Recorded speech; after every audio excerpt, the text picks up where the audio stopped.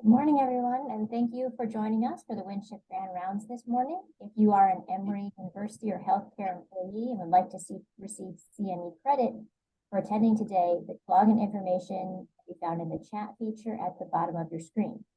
If you have any issues with this webinar or the CME login, please send Katia to Fafana an email or drop a note via the chat feature. This morning, we are so excited to welcome Dr. Shiao-Pei Weathers.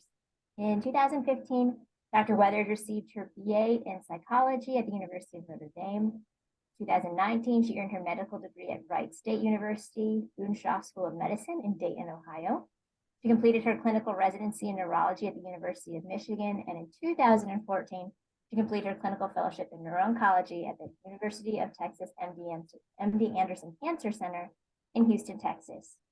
She is currently an associate professor and fellowship program director in the Department of Neuro-Oncology, Division of Cancer Medicine at the University of Texas MD Anderson Cancer Center in Houston, Texas. Dr. Weathers specializes in primary brain tumors, specifically gliomas. She has served as PI or co-investigator on numerous clinical trials for patients with newly diagnosed glioblastoma or recurrent glioblastoma, and is actively involved in devising new treatment strategies and combinations for these patient groups. Dr. Weathers also collaborates on research to develop multidisciplinary treatment approaches for improving the survival and quality of life of glioma patients. She has received several honors and awards over the years, such as the Gerald P. Bodie Award for Excellence in Education by the University of Texas and the Anderson Cancer Center in 2019, and the Golden Beaver Award from the University of Michigan in 2013. Very warm welcome to Dr. Weathers. Thank you so much, Dr. Hong, for the kind introduction, for the invitation to be with you all this morning. I'm excited to share just some information about glioblastoma and just my thoughts about where research is headed, and maybe some ideas about how we can advance some of the clinical trials that we're performing in this devastating disease. These are my disclosures. So in brief, as a foundation for this talk, I just wanted to go a little bit over just some basics regarding glioblastoma. To a number of us, particularly as neuro-oncologists, this is the bread and butter in terms of the most frequent and most malignant tumor that we care for in our clinics. And so, in general, glioblastomas may represent a small proportion of primary brain tumors in general, but in regards to the malignant brain tumors, they account for a large proportion. And so we're seeing an increased incidence with age. Folks are living longer, so we're definitely seeing older patients where they're having these tumors discovered, but we're also seeing that even young patients in the AYA population, we're tending to see an increased incidence of high-grade gliomas. There is a male predominance in regards to this tumor. And despite optimized multimodality treatment, which traditionally includes an optimized surgical resection followed by radiation and chemotherapy, we're still seeing that median survival is overall poor.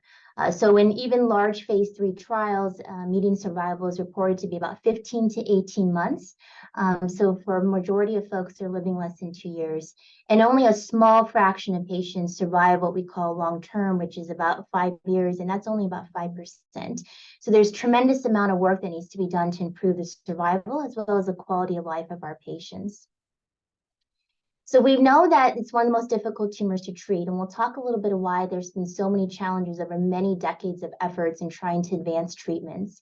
And so when we look at what's been done in glioblastoma, we can see that dating back to 1966 and going into the early 2000s, we have very modestly increased median overall survival with our investigational therapies. And even over this time frame, we've seen that even just our standard of care has also similarly just modestly improved survival. So we haven't really made tremendous progress by any means in regards to advancing treatment.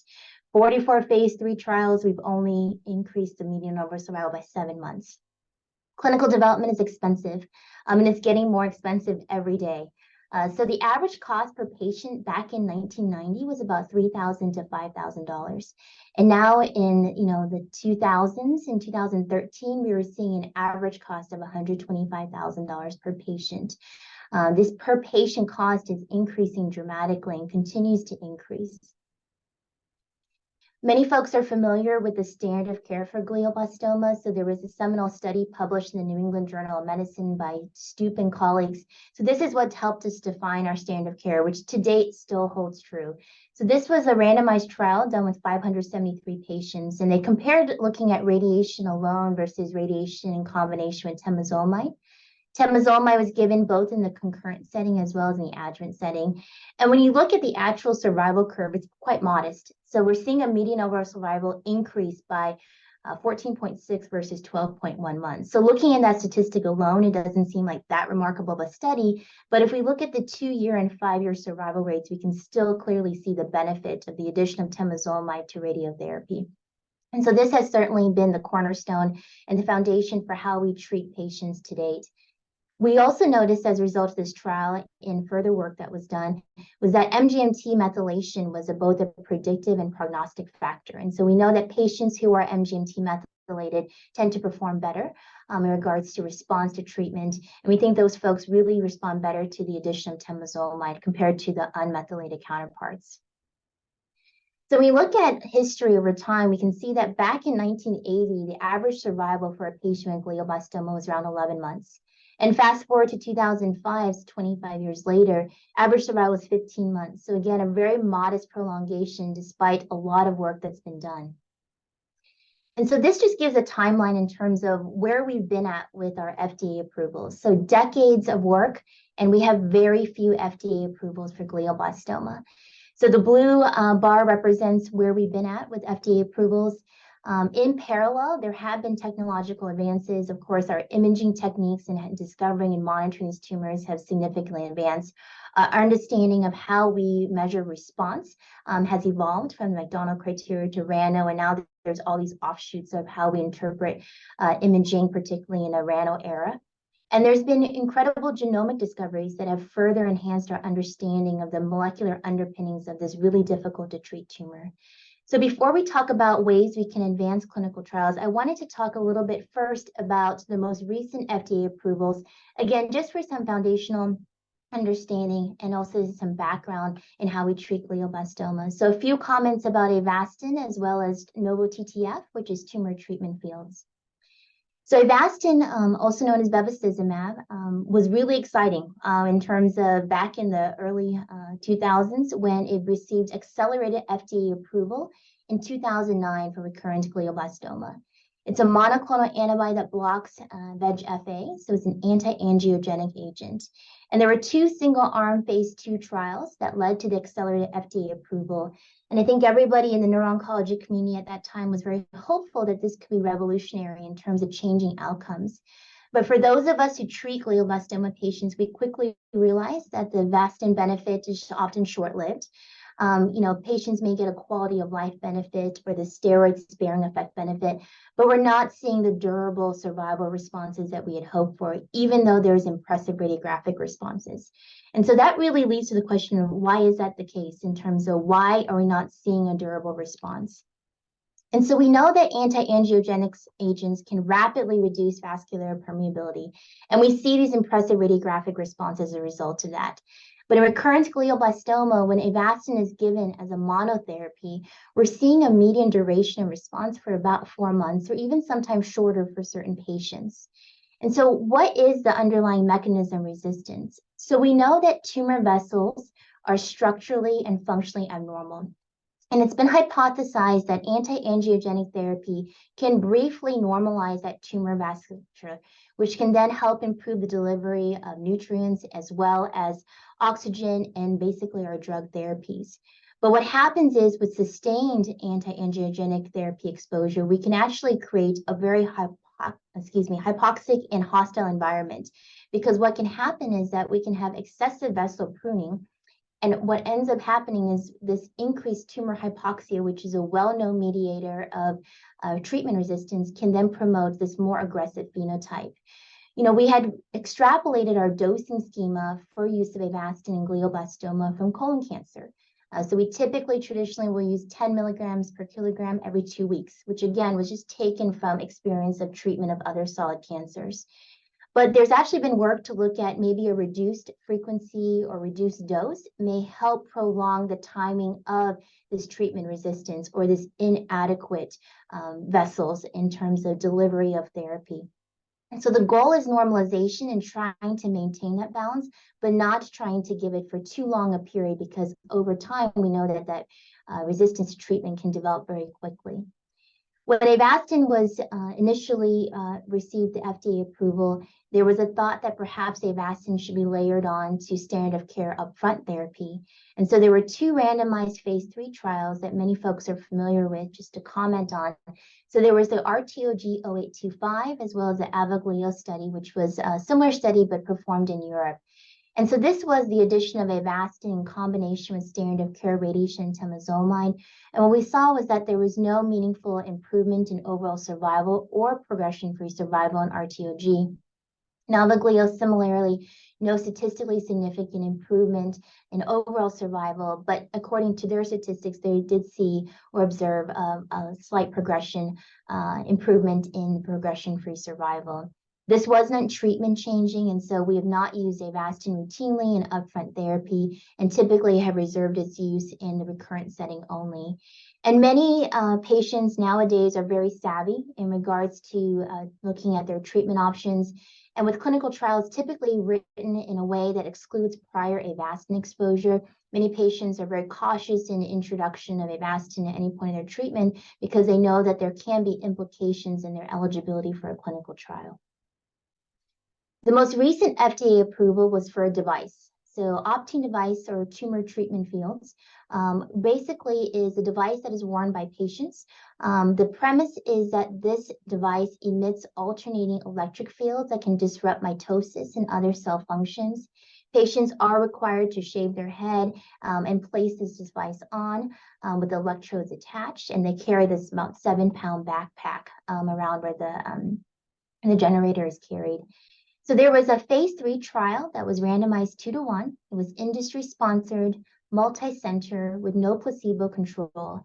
And this was the trial that basically led to its FDA approval.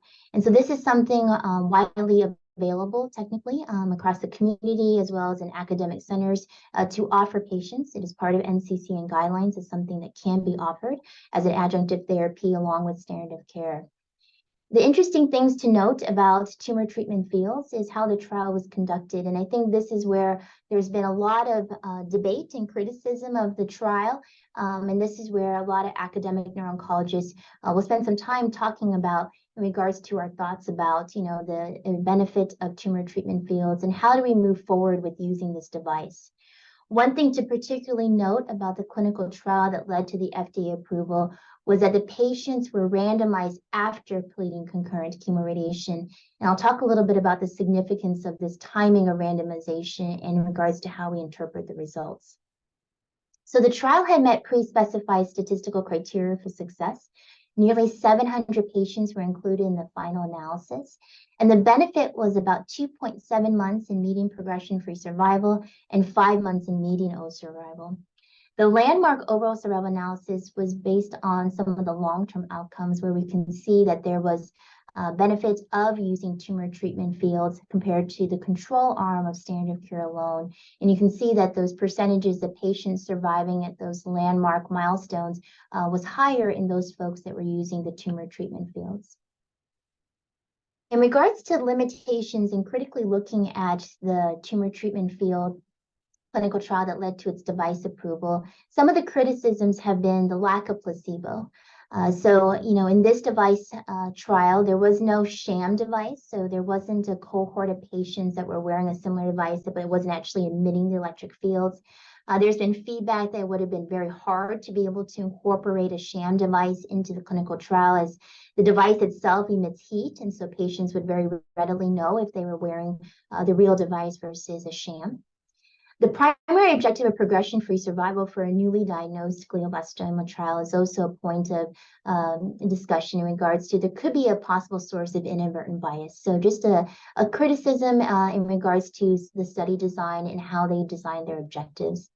And the other practical challenges that are also very patient-centric are, This was not tested in patients with worse outcomes. So I had mentioned earlier that patients were specifically randomized after completing concurrent chemoradiation. I think many of us are familiar with that about a third of patients after finishing concurrent chemoradiation can have pretty dramatic radiographic changes that can be a sign of early progression or perhaps just radiation effect. And so they intentionally selected patients who had the most stable looking MRIs prior to randomization to either the treatment arm with tumor treatment fields or the standard of care arm. So this trial by design basically weeded out patients who might be early progressors. Typically in newly diagnosed glioblastoma trials, it is favored to randomize patients before the start of radiation. That way you're eliminating any bias or any specific patient selection things that could impact your outcomes. From a financial standpoint, it is certainly not an inexpensive therapy. It costs about $20,000 a month. There are quality of life and acceptance concerns by patients. Patients are required to shave their heads, and compliance is typically about 18 hours a day of device wear. And so it certainly is not insignificant in regards to some of the physical outward signs that patients have to endure by wearing this device. What determines response and resistance has certainly been another challenge in regards to interpretation of the findings. A lot of times outside a clinical trial and within a clinical trial, patients are allowed to continue to wear the device even if there's clear radiographic progression under the pretense that maybe there's some perceived ongoing benefit. But how to prove that and how to distinguish that is very challenging. How does it interact with other therapies? I think one of the challenges in writing clinical trials is how do we incorporate it? Do we allow for concurrent use of Optune or do we exclude it? And if we exclude it, what is the rationale for that? Do we require a washout period like we do with other drugs where typically we say at least 4 weeks or maybe 5 drug half-lives for washout? But how do we incorporate it into clinical trials because it has become so mainstream? This is just a brief table highlighting some of the important phase 3 clinical trials that have been done in newly diagnosed glioblastoma. So you can see head to head why some of the outcomes from the TTF trial are a little bit less impressive when you compare it to what's been done previously for trials that didn't lead to what would be perceived as a positive outcome. So RTOG 0525 was a trial where we looked at dose dense versus standard dose temozolomide. So once STOOP was published and we knew that temozolomide was a game changer in regards to improving survival in glioblastoma patients in combination with radiation and continued after in an adjuvant setting, we then decided, is perhaps more temozolomide better? And what we saw was that there was no difference. And the only thing that came out was that dose-dense temozolomide, not unexpectedly, was resulting in increased toxicity. RTOG 0825, as previously mentioned, was the addition of Avastin to standard of care. And then EF14 is referring to the TTF trial. And you can see here that the red circles represent the standard of care temozolomide arm. And actually the standard of care temozolomide arms in 0525 and 0825 perform better than the standard of care arms in the TTF trial. And then you look at the investigational arms, and it's very comparable in regards to the outcomes. So that's where some of the criticism lies in regards to how we interpret the TTF results, which were perceived as positive and led to a device approval. But this is, I think, part of the reason why the academic community hasn't been clamoring to put everybody on a tumor treatment fields or necessarily incorporating it routinely in their development of clinical trials. And again, the timing of randomization is so key. So in 0525 and in the TTF trials, the randomization was done after concurrent chemoradiation. Again, choosing a subset of patients that were typically doing better because we were ruling out the early progressors. 0825 patients were randomized by day 10 of radiation and chemotherapy combined. Many folks may be familiar with Agile, which is an international trial looking at newly diagnosed and recurrent glioblastoma. And for that newly diagnosed component, we are randomizing patients prior to the start of concurrent chemoradiation. So we do not have any underlying bias in regards to interpretation of our investigational therapies. So the challenges of glioblastoma are multiple. There's been so many hurdles over the year. So we're looking at heterogeneity that is not only intratumoral, so between patients in regards to how these tumors behave, but there's a tremendous amount of intratumor heterogeneity. And there's also things that happen as a result of what we've done to patients. So folks may be familiar with, temozolomide exposure can cause a hypermutation phenotype. Radiation causes tumor-related changes, and these are all the different aspects of heterogeneity that have really, really impacted our ability to really develop treatment paradigm changes in the management of glioblastoma patients. Drug delivery has also been challenging, so the blood-brain barrier is definitely a very limiting factor in regards to some standard treatments that may be effective for other types of solid tumors, but then not effective in the setting of glioblastoma. And so there's been advances in regards to blood-brain barrier disruption with ultrasound or other techniques, intratumoral delivery of drugs to try to overcome the blood-brain barrier, which is typically a huge hurdle in the development of glioblastoma treatment. Resistance mechanisms. So there are intrinsic resistance to conventional therapies that we've seen just with our radiation and chemotherapy. And we know that the microenvironment is particularly hostile. So it's hypoxic, it's immunosuppressive, and this also results in making it very challenging for sometimes traditional therapies or even traditional cytotoxic chemotherapies or antiangiogenic agents or targeted therapies to really show a tangible benefit and result in changing our paradigm of how we approach these patients. So when we look at glioblastoma, which actually was the first cancer extensively profiled by the TCGA, we can see that it looks like a traditional cancer. There's a number of mutations across different groups in regards to receptor tyrosine kinase mutations. So it looks very classic in regards to a typical cancer. And so when we see a profile like this, it makes us think about targeted therapy or personalized cancer therapeutics. So if this looks like cancer, can we just go after these targets and subsequently make targeted therapy successful? But I think one of the things that we have seen certainly over the years is that there's been innumerable targeted therapy trials that have been very disappointing. So this table is, quite small to look at, but the intent of it is really to show the number of, unfortunately, negative clinical trials with targeted therapies. And we've done single agent target therapy approaches. We've done targeted therapy in combination with something else that would be rational in regards to trying to make that targeted therapy more effective. But to date, we haven't seen that needle move in regards to targeted therapy being successful in glioblastoma. And primarily that's a result of the heterogeneity of the disease. So really eloquent work using single cell RNA sequencing shows that there's quite a bit of intratumor heterogeneity, and that the individual tumor contains a spectrum of glioblastoma subtypes and hybrid cellular states, which contributes to why targeted therapy has not to date been very successful in the treatment of glioblastoma. So how do we change and how do we move the needle in advancing clinical trial design for glioblastoma? So this morning, I just wanted to share some of my own personal experience in serving as a PI for a number of trials in regards to how can we learn the most and how can, again, we potentially make a difference in understanding how to improve outcomes for our patients. So I wanted to talk about correlative collection, novel strategies to treat glioblastoma, the importance of window surgical studies, and the importance of multi-institutional collaboration.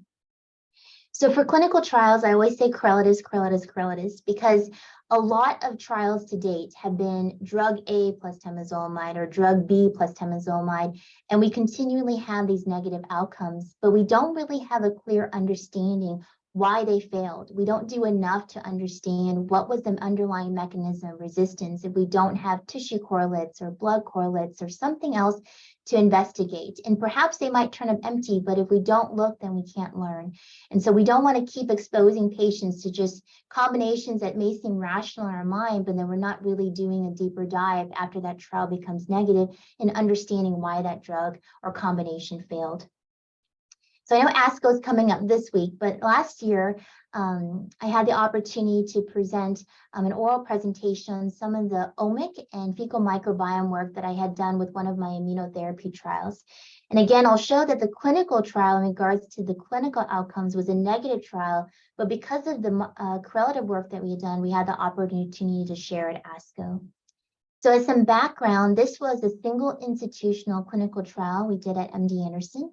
It was a phase 1/2 study. So we had a 10 patient safety lead-in, and we treated a total of 60 patients with atezolizumab, which is a PD-L1 inhibitor, in combination with standard of care temozolomide and radiation. Now, this trial was developed in 2016. So this is before some of the other nivolumab trials clearly have been published. They were perhaps in development or recruiting at that point. So we weren't aware of the negative outcomes from some of those other upfront checkpoint inhibitor therapy trials in newly diagnosed glioblastoma. So this trial was for adult patients only, KPS over 60. It was MGMT agnostic. And again, in 2016, it was IDH agnostic. Now, in current times with the 2021 revised criteria in regards to glioblastoma classification mandating IDH wild type status, we now routinely require IDH wild type status to be eligible for our glioblastoma trials. So as mentioned previously, this trial enrolled 60 patients, and they were administered atezolizumab in combination with radiation temozolomide. The premise of the trial was that perhaps if we gave checkpoint inhibitor therapy during radiation when there's increased antigen presentation because of radiation, that we might have some synergy in regards to being optimal timing for checkpoint inhibitor therapy to be overlapped with standard of care. The patients then underwent a traditional 3 to 4 week treatment break and continued atezolizumab in combination with temozolomide for 12 cycles or until progression of disease. We followed these patients with MRIs to assess response. We had pre-treatment tissue collection, and if patients underwent re-resection, we also evaluated their post-treatment tissue. We collected blood at serial time points for correlative work. So I mentioned earlier that this trial was first devised in 2016 when I had initially written it. And then I came across a paper in 2017 published in Science by Jennifer Wargo, who was a physician scientist at MD Anderson, who has done really pioneering work in looking at the microbiome and noticing that in the melanoma population, that the gut microbiome can actually modulate response to immunotherapy, and that longer responders to immunotherapy had a distinctly different gut microbiome profile than those folks who were not as responsive to immunotherapy. So after reading that paper, I decided to go ahead and amend the protocol and incorporate stool collection for our patients, because that had not been done in glioblastoma patients that I was aware of. And so about a third of the way into our enrollment, we started collecting a stool at serial time points. Again, just from a correlative standpoint, if there's an opportunity to learn something from our patients, then, might as well look. And so when we look at the outcomes of our patients, it was a very typical cohort in regards to outcomes and as well as demographics. So patients were about 57 years old. There was male predominance. These patients had excellent KPS. Approximately half of the patients were on steroids at time of registration, which is not uncommon. Many of these patients were tapering down after having undergone surgery before starting radiation. In regards to MGMT status, again, about a third of patients were methylated, which is very concordant with what we typically see with MGMT methylation status in glioblastoma. The majority were unmethylated, and the overwhelming majority were wild-type patients. There were a few true mutant patients in our cohort. And not unexpectedly, the methylated patients survived the longest, similar to what has been known for many years in regards to how patients do in regards to glioblastoma. So at the time that we reported this out to ASCO, we had about 3 years of follow-up. The median overall survival was 18 months. So again, very comparable to what we see in other clinical trials for glioblastoma and also with standard of care. And median progression-free survival was 10.6 months. So again, not a game changer. So we didn't prove that atezolizumab was superior compared to standard of care when we layered it on to Tumor and radiation. But it was because of the correlative studies that we found some interesting things that are worth mentioning in regards to observation. So we performed multiple omics studies. So we looked at genomic whole exome sequencing with somatic mutation, somatic copy number alterations. We looked at RNA sequencing, and then we did metagenomic sequencing of the fecal samples. And then a third of our patients actually had undergone re-resection for suspected progression. And so we had a number of paired samples that have given us some insights in regards to resistance mechanisms to therapy. So interestingly enough, typically tumor mutational burden, when it is high, has been used as a surrogate for response to immunotherapies in other solid cancers. And there's been trials in glioblastoma where some of the eligibility criteria requires high tumor mutational burden. But there's been work, particularly out of Duke, that actually suggests the contrary, that perhaps low tumor mutational burden may be a surrogate for better response to checkpoint inhibitor therapy, specifically in glioblastoma. So on the left, you'll see the tumors that were profiled by TCGA in regards to mutational burden, and you'll see our MD Anderson cohort sample from this trial and glioblastoma from TCGA, and we can see that it's very comparable. So our sample is very representative of what's already been reported out in TCGA. And when we looked at our cohort, we actually looked at low tumor mutational burden patients actually survive longer in contrast to high tumor mutational burden. So this very much echoed what some of the Duke investigators have also observed. And this is actually born the collaboration between MD Anderson and Duke in looking at atezolizumab, particularly in a low tumor mutational burden cohort in glioblastoma, to see if we can further prove that in the context of a prospective clinical trial. When we look at the oncoplot of the patients treated in our cohort, we can see that the most frequently recurrent somatic mutations are not unexpected. So P10, TP53, EGFR were the most frequently altered genes in regards to mutations seen in our cohort. So again, a very representative sample similar to what's been reported out in the TCGA. And then the asterisk at the top with the survival bars shows a particularly interesting patient. This was a young patient who had progressed very early after just a couple months of treatment on the combination and underwent resection of a dural-based lesion. So of course, his initial disease was parenchymal, and then he developed a dural metastasis. And we profiled the pre and post-treatment tissue, and there was this explosion of mutations that we were seeing. And this patient actually is still alive, so he's the longest survivor to date, a young patient at past the 5-year mark. So definitely a patient of interest, and again, trying to learn as much from those exceptional responders on the trial, even though technically on trial, he had progressed early. We've done some RNA sequencing on our cohort of 60 patients for the patients where we did have available tissue to perform the RNA sequencing, and we did transcription-based immunoprofiling of samples, comparing those with high survival and lower survival. So just two basic groupings to better understand, are there factors that might distinguish these patients on their pre-treatment tissue to maybe help us inform future trials in regards to a subset of patients who might be more likely to respond to immunotherapy. And so what we can see is that pre-treatment samples from these patients show that those with longer overall survival had more abundant overall immune content. And we did further analysis in looking at these two cohorts of patients. We could see that there was gene set enrichment in specific inflammatory and immune set genes that separated out patients with longer versus lower survival. So again, a point of interest in regards to, we wouldn't know this unless we had done some of the omic work that we had set out to do at the beginning.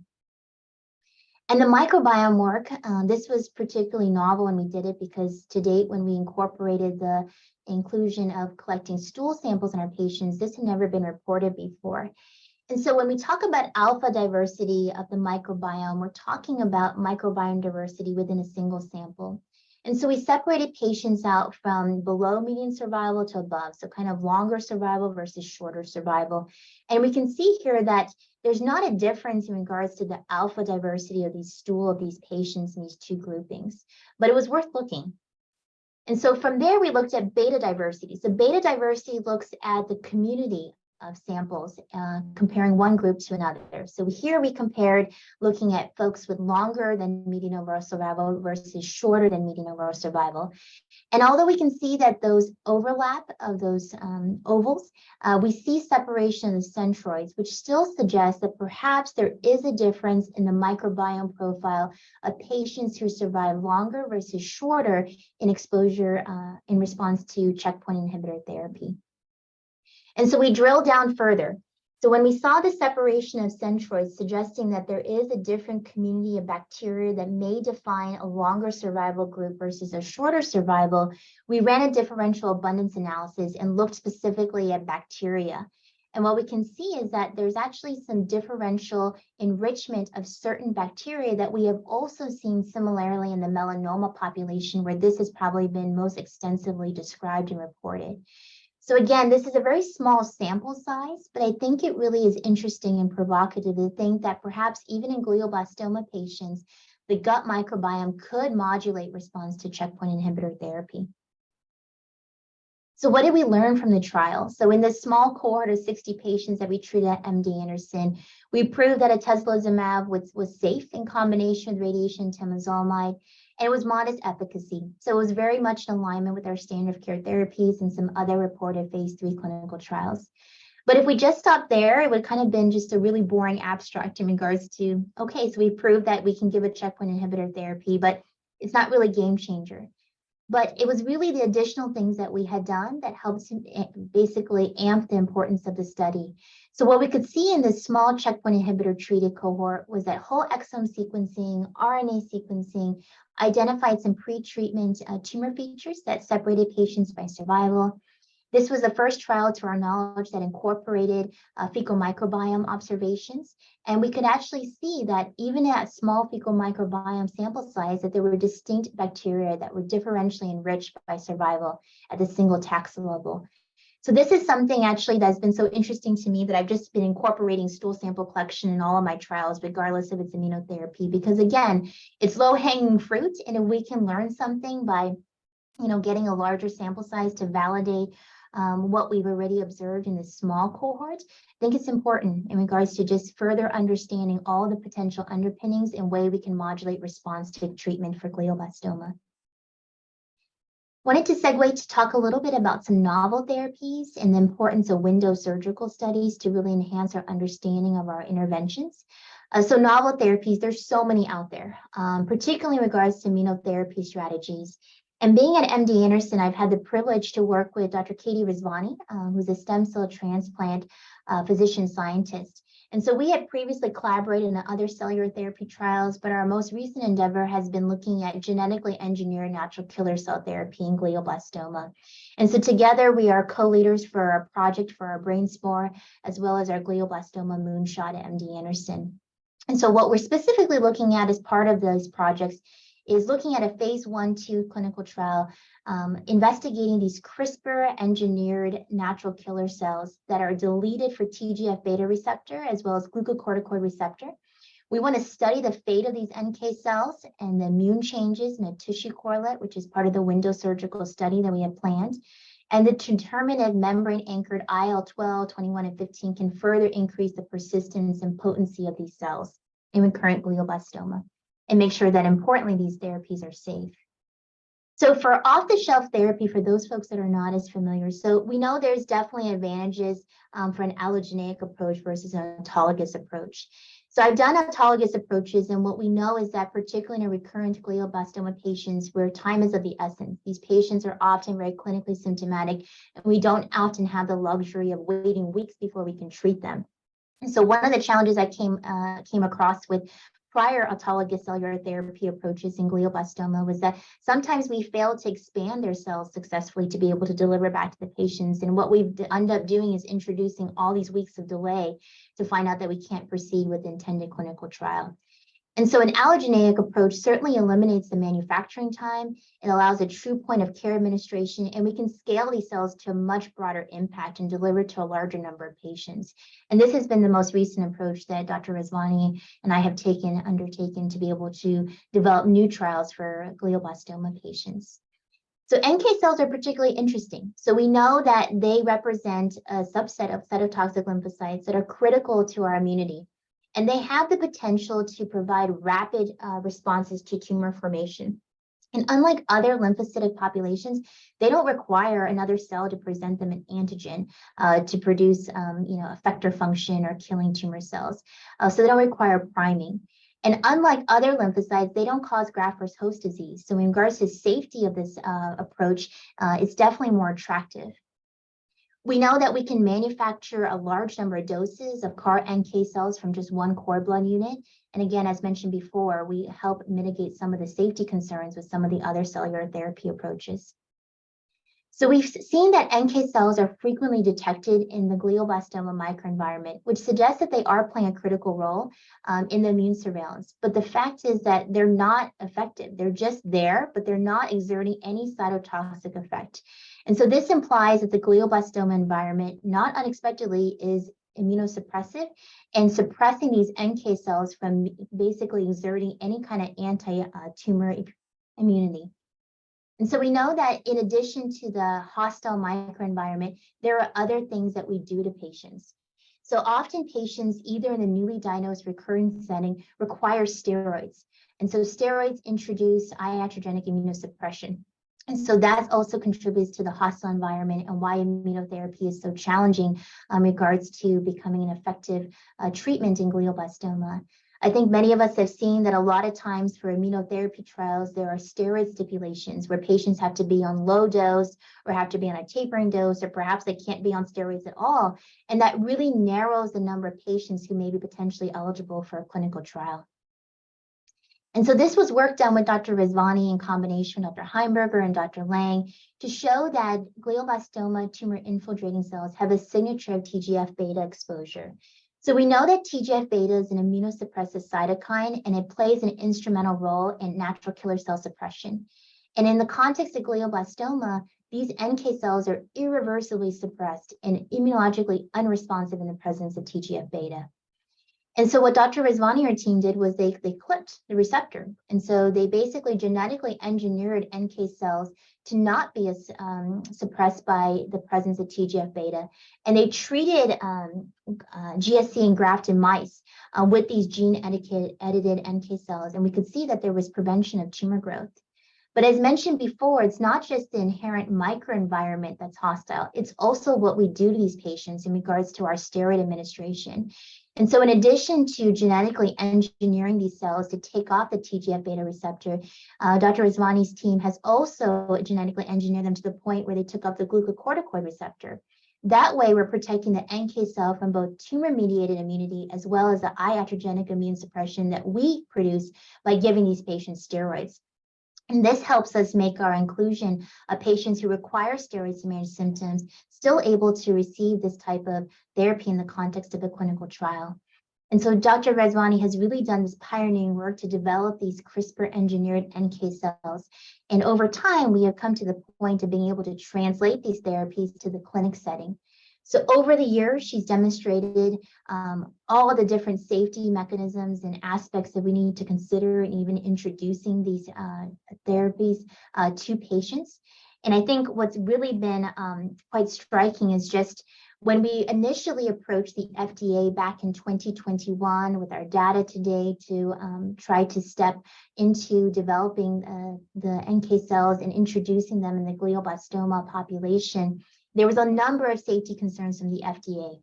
So over 15 months, Dr. Rizvani and her team basically had to do extensive detailed profiling of these genetically engineered knockout cells to lead to a final GMP grade product that the FDA would approve. They required extensive safety evaluation to prove knockout efficiency, autonomous growth. They were very concerned about off-target toxicity in human brain cells. So there were a number of pre-clinical IND-enabling studies that were required, much more animal safety data that required, extensive profiling of cytokines, and eventually, after 15 months of additional IND-enabling studies, in October of 2022, we received FDA approval to move forward with our study. There's been a number of safety concerns that have been raised at our regulatory board in terms of delivering these NK cells, but we've got to the point where we just activated our trial earlier this month.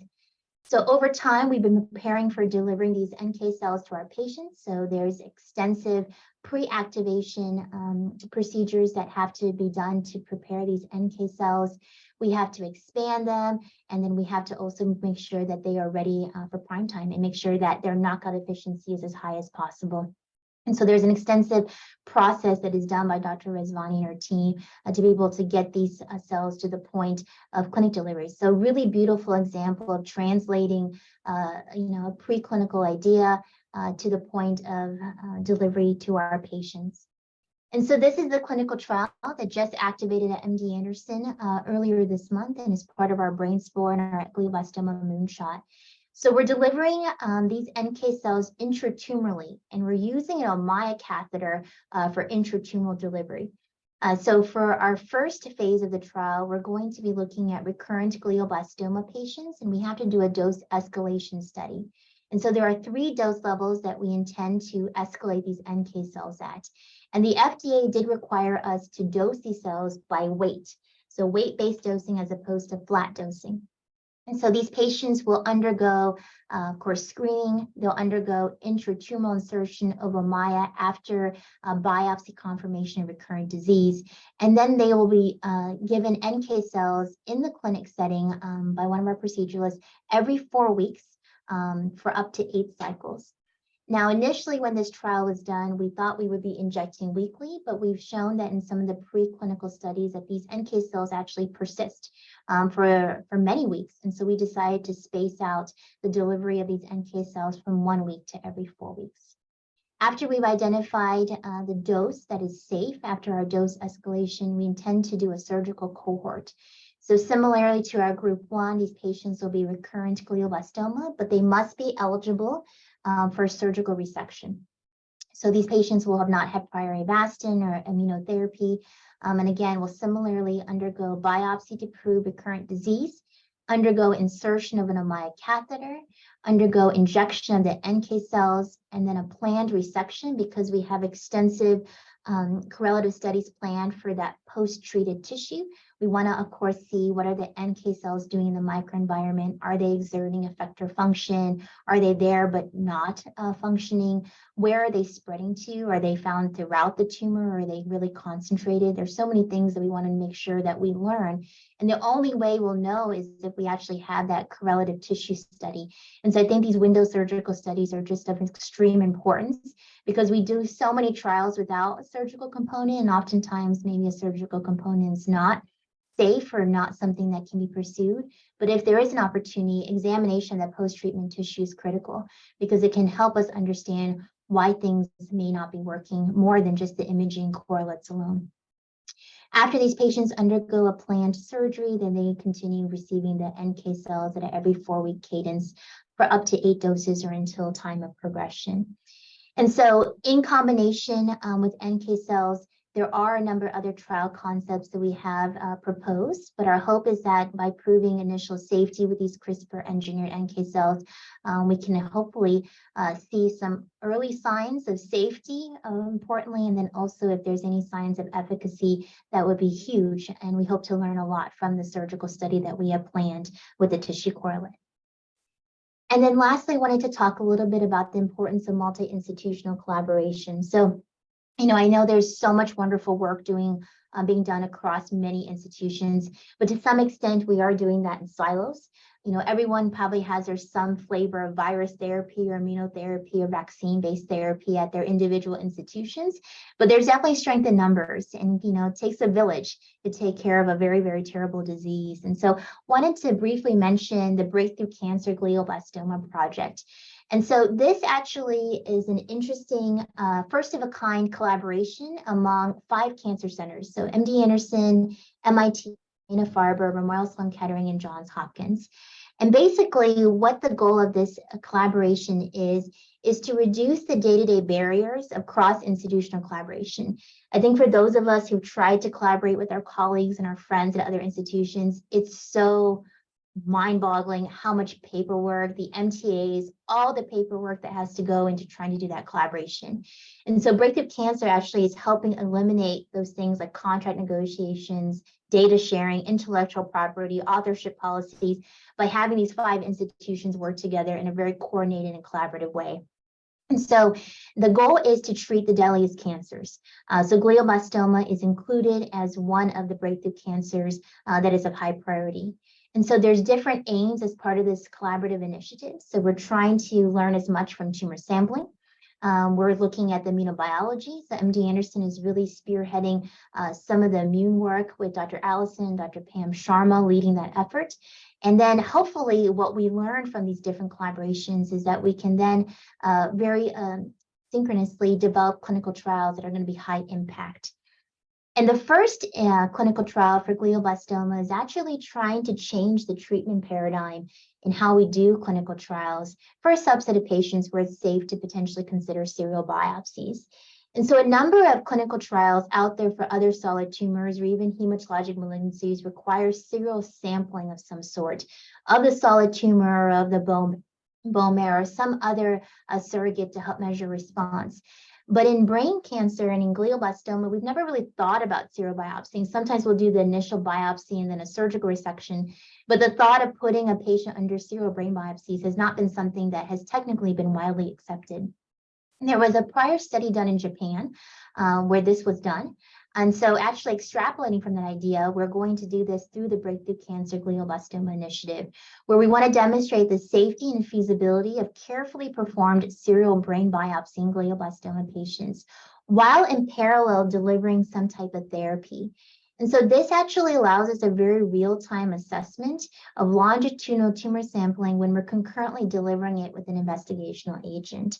And so the first trial that we have through this pipeline is looking at a virus therapy. So in addition to serial virus injection, we're going to be serially sampling the tumors so we can very much look at the evolution of what's happening in the microenvironment. Again, for us to better understand what might be underlying mechanism resistance. So it's a direct anti-tumor effect approach in regards to being able to assess that through these sequential biopsies. And so this has certainly been challenging to get through a regulatory board, again, because safety is always of paramount concern in regards to putting a patient through serial procedures, especially of the nature of brain biopsy. But so far, the trial has been open at Dana-Farber, nearly open at Memorial Sloan Kettering, and we are on the brink at MD Anderson. So we hope to learn through this specific trial. And then again, this will be the platform for future trials that will be coming through the Breakthrough Cancer Initiative. And with that, I'll close. I have so many folks to thank. They were mentioned here in the slides. Just wanted to specifically recognize Dr. de Groot. He was the interim chair and probably my longest and current mentor, who's division chief at UCSF now. Number of wonderful collaborators at MD Anderson, patients and caregivers, of course. Without them, this would not be possible. For the trial I mentioned with the atezolizumab, I had tremendous support from Genentech and MD Anderson through the Rare Tumor Alliance, and then some of the other work mentioned about the NK cells supported by the Brain Spore and the glioblastoma moonshot, and received funding also from Swim Across America. So thank you so much for your attention. I would be happy to take questions. Thank you so much, Dr. Weathers. It was a great talk. I really enjoyed it. If you have any questions, and I already see one in the chat, we'll use the Q&A feature located at the bottom of your screen for all our participants. I wanted to mention that there are no grand rounds next week, and to view all upcoming Winship grand rounds lectures, please visit the grand rounds page on the Winship Cancer Center website or the Winship calendar. So we'll start off with Dr. Waller's question. Thank you, Dr. Waller, for submitting this. And it says, great talk on a very challenging disease. Are there imaging modalities that don't have the problems of local inflammation seen on MRI that might be utilized in clinical trials for responsive assessments in GBM? That's a great question. So we recently have recruited Dr. Max Wintermark from Stanford to enhance some of our imaging correlates in particularly these challenging situations where it's very hard to discern based on conventional MRI alone what might be inflammatory response or could be tumor progression or even just radiation-related changes. And so routinely, we now incorporate perfusion studies into our conventional MRIs. We do spectroscopy work. And so we've really been trying to refine some of these advanced imaging modalities to help us better understand some of the changes that we see that are very difficult to interpret. Sometimes we'll use PET scan modalities and other advanced imaging in regards to that. PET imaging, but I think from an MR standpoint, we've really been trying to incorporate perfusion and spectroscopy more routinely. But I think there's a lot to be learned there because imaging is so important in regards to being able to help discern response versus if this is just radiation or treatment-related effects. We have some 7 Tesla MRI studies that are ongoing, again, trying to see if some of these newer, stronger magnets may help us better discern some of the imaging changes. But I would say right now, outside conventional MRIs, we try to routinely do perfusion spectroscopy. Yes, post any questions if you have any. I just wanted to say from a surgical perspective, I appreciated your comment on serial biopsies and hopefully that works out for your collaborative project. That's really interesting.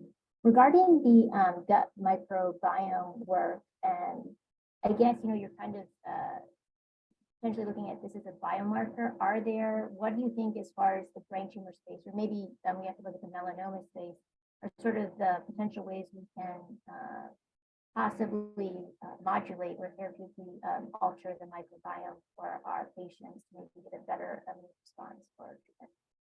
Absolutely. So for the trial that I mentioned, we had done fecal microbiome. There's a lot to be said about work that should be done and looking at the tumor microbiome. That's definitely a very interesting space. So kind of at one extreme for the melanoma population, where this has probably been most extensively described in terms of separating out responders from non-responders, there's the notion of, this extreme of a fecal transplant. Like, can we convert a non-responder to responder because their gut microbiome profiles are so distinctively different?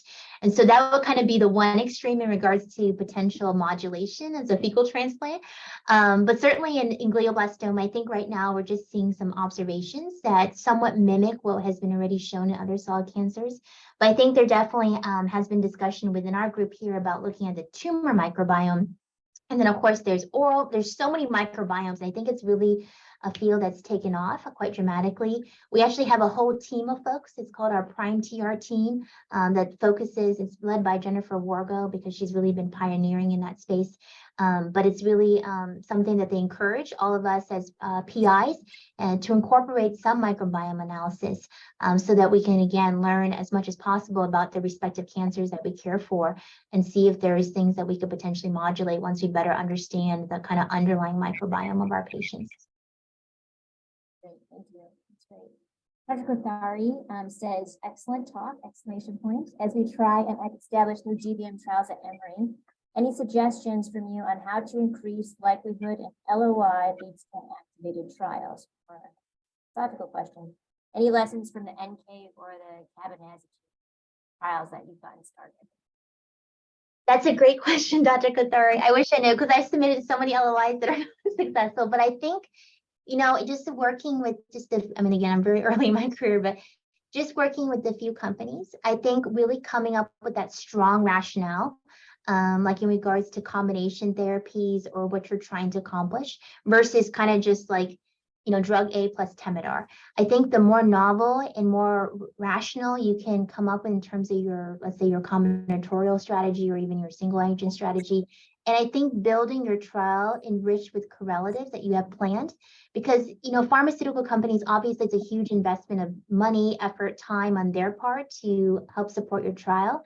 But they often, like for instance, Genentech has been very pleased, even though the trial was technically negative and not treatment changing, but they still like that we've learned all this. And that has actually resulted in another opportunity for me to work with them and Exelixis for a different trial concept, still using atezolizumab, but in combination with cabozantinib. So I think what I've learned in that space is that make sure that when you build a trial, try to squeeze out as much information as possible from those patients you're going to study, whether it's the blood collection, incorporate stool, plan for tissue in terms of, having that post-treatment tissue collection if it's safe for those patients to undergo a planned surgery or even an unplanned surgery if there's evidence supporting concerning for progression. CSF testing is huge. I know it's really hard to get lumbar punctures incorporated routinely because that's not standard of care and patients routinely don't want to undergo a lumbar puncture. But if you can build correlative studies in and have a strong rationale for your proposal, I think those are things that can go a long way. And then once you've had a positive relationship with one of the companies you worked with, often that results in other opportunities because they'll come back to you or come to you for ideas or, ask for, different input on concepts. So that's something that I've learned in just the few years I've been doing this.